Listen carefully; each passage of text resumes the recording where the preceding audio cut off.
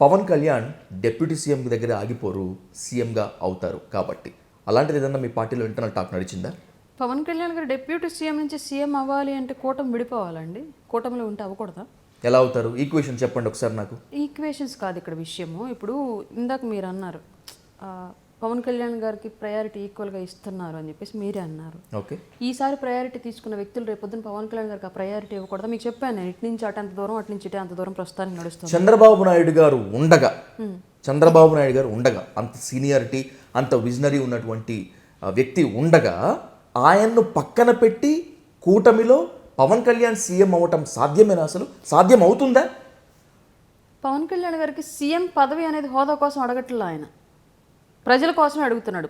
చంద్రబాబు నాయుడు గారు ఆ ప్రజల కోసం 100% పవన్ కళ్యాణ్ గారు ఏదైతే ఆశిస్తున్నారో దాన్ని చేస్తున్నప్పుడు ఆయన తీసుకురా సీట్. యాక్చువల్గా 2029 కూడా కలిసే వెళుతున్నాం మనం అనేది మాకు క్లియర్గా పవన్ కళ్యాణ్ గారు చెప్పిన విషయం. 10 ఏళ్ళు ఈ పొత్తు 100% కొనసాగింది. దానికోసం ఎలాంటి నిర్ణయాలు తీసుకోవాలో నేను తీసుకుంటాను తప్ప పొత్తు అయితే రాష్ట్ర ప్రజల కోసం ఎట్టి పరిస్థితులు విడిపోనివ్వనని ఆయన చెప్పారు.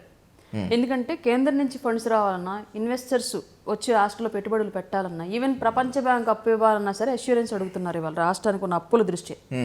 ఈ రాజకీయ అనిశ్చితి వల్ల, వీటన్నింటి వల్ల రాష్ట్ర ప్రజలకు అన్యాయం జరుగుతుంది. ఇక్కడ పార్టీలు పదవుల కోసం కొట్లాడుకుంటే అల్టిమేట్గా మధ్యలో కుక్కలు చింపిన ఇస్తరవుతుంది ఆంధ్ర రాష్ట్ర ప్రజల భవిష్యత్తు. అట్లా ఆ ఇస్తర్ని చింపుకునే ఉద్దేశం ఎవరికీ లేదు ఇక్కడ రాష్ట్రంలో. మేము ఎవరు ఉన్నా సరే కాంప్రమైజ్ అవ్వాల్సిందే రాష్ట్రం కోసం. అట్లాంటి రాజకీయాలు నడుస్తాయి. మీరు అన్నట్లుగా పవన్ కళ్యాణ్ గారు సీఎం మేబీ నెక్స్ట్ టర్మ్లో అవకాశం రావచ్చేమో పవన్ కళ్యాణ్ గారికి చెప్పలేం. ఆయన అడుగుతోంది ప్రజల భవిష్యత్తు మాత్రం, ఆయన పదవి కాదు. పవన్ కళ్యాణ్ గారు కోరుకున్నటువంటి ఆశయం ఏదైతే ఉందో దాన్ని చంద్రబాబు నాయుడు గారు నెరవేరుస్తూ ముందుకు వెళుతూ ఉంటే మేబీ ఆయనే సీఎం పదవి తీసుకోరు. కళ్యాణ్ గారే బాగానే చేస్తున్నారు, క్యారీ ఆన్ అన్నట్లుగానే ఉంటారు.